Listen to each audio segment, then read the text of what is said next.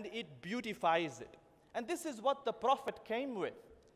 Our Maker, the Lord Almighty, He describes the Prophet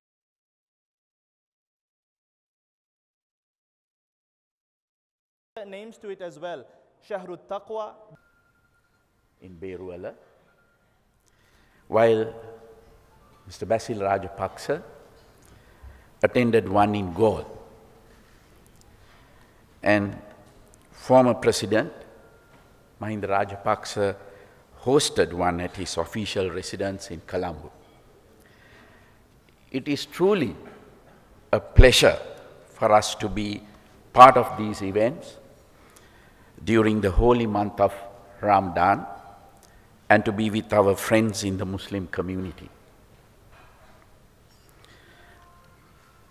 Honorable Mahinda Rajapaksa is a long-standing friend of the Muslim community locally as well as internationally. In 1970s, as a young member of the parliament, he was the first chairman of the Sri Lanka-Palestine Friendship Foundation. When he was elected president, he inherited a country that was devastated by 30-year-long terrorist war. All of you are aware of the immense hardships that the entire country suffered due to terrorism. The Muslim community, especially in the north and the east, was severely affected. As mentioned earlier, the LTT drove 75,000 Muslims out of the north virtually overnight in 1990s. Many thousands more lived in constant fear in the eastern province, with mosques being attacked from time to time and massacres being carried out. The first priority of the Rajapaksa government was to defeat this barbaric terrorism and bring peace to Sri Lanka and to the Sri Lankans. I am sure you will remember the suicide bombers, vehicle bombs, claymore mines, and other attacks the LTT carried out on politicians, community leaders, military personnel, and civilians throughout Sri Lanka. To prevent these attacks, it was necessary to take some extreme actions as precautions. That is why the security forces and police set up roadblocks, carried out search operations, and arrested those suspects of terrorist involvement. These actions were not targeted to political opponents or other individuals or groups. It had to be done to prevent terrorism and safeguard the lives of innocent civilians. And as you know, we completed the task to the last letter for the benefit of the citizens of our country. Soon after the war ended, massive development drive took place in the north and the east. All of these efforts by the Rajapaksa administration were for the benefits of the communities living in these areas. With this accelerated reconstruction and development programs in the former conflict areas and the rapid economic growth taking place everywhere after the war, the Rajapaksa administration was leading the Sri Lanka towards a truly bright and prosperous future.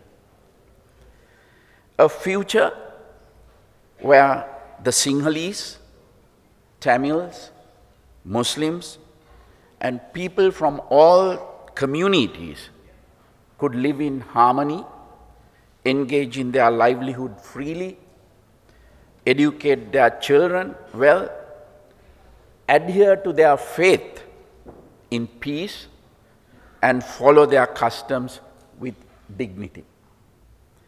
Unfortunately, several forces, both in Sri Lanka and abroad, came together to halt this historic journey.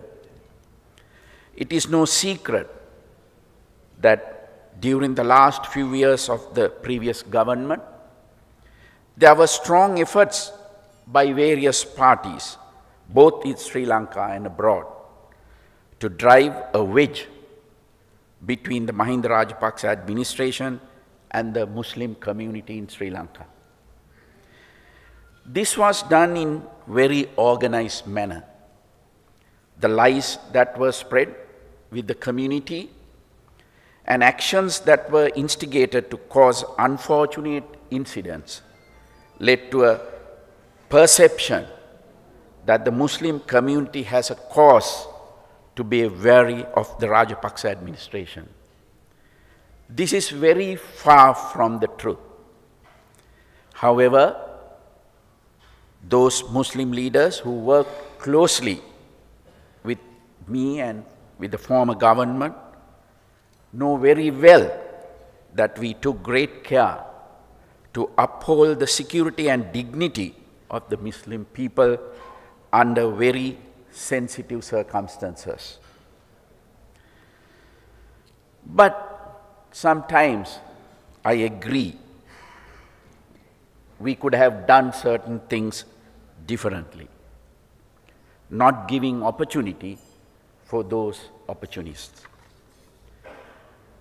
Unfortunately, the false impression created by these lies and such orchestrated incidents was so strong that we were unable to convince many in the Muslim community about the sincerity of the Rajapaksa administration.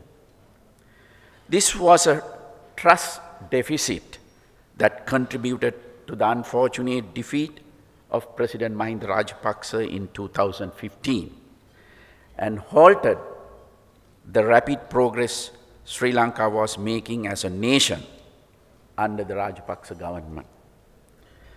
But that is the past.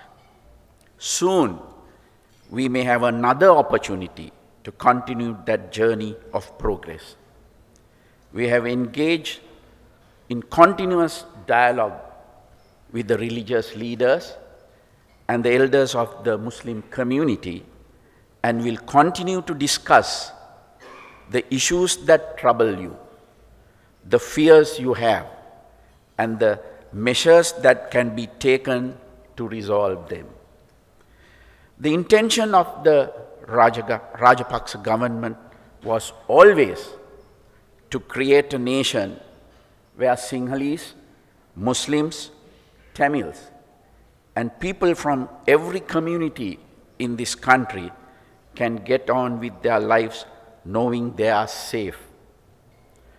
To build a country where people can work and prosper in their livelihoods, ensure a bright future for their children, practice their religion and customs in peace, and live their lives with dignity.